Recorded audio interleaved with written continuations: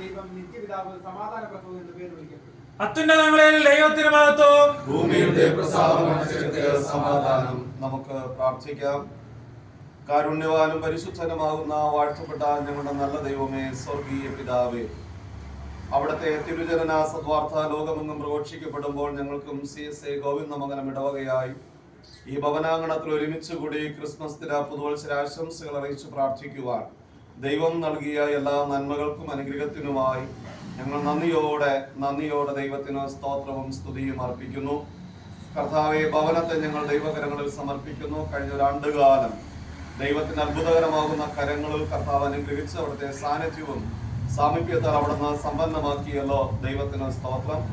മാതാവിനെ ഞങ്ങൾ ദൈവകരങ്ങളിൽ സമർപ്പിക്കുന്നു. അവർക്ക് ആവശ്യമാകുന്ന ആരോഗ്യവും ദൈവകൃപയും അനുഗ്രഹങ്ങളാൽ സ്വർഗീയ ദൈവം അവിടുന്ന് സമ്പന്നമാക്കുകയും വേണ്ടുന്ന എല്ലാ അനുഗ്രഹങ്ങളാൽ അവിടുന്ന് നിറച്ച് പരിപാലിക്കുകയും ചെയ്യുന്ന ദൈവകൃപയ്ക്കായി തിരുനാമത്തിന് സ്തോത്രം കരയറ്റുന്നു. ദൈവം ദാനമായി നൽകിയ മക്കൾ, മരുമക്കൾ, കൊച്ചുമക്കൾ എല്ലാവരെയും ഞങ്ങൾ ഓർക്കുന്നു.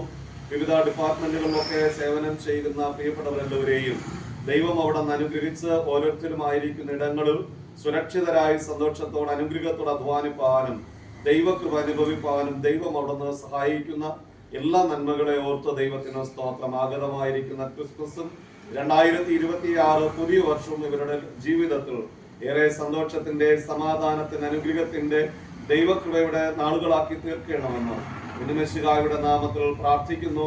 പ്രാർത്ഥന കേൾക്കണമേ. ആമേൻ.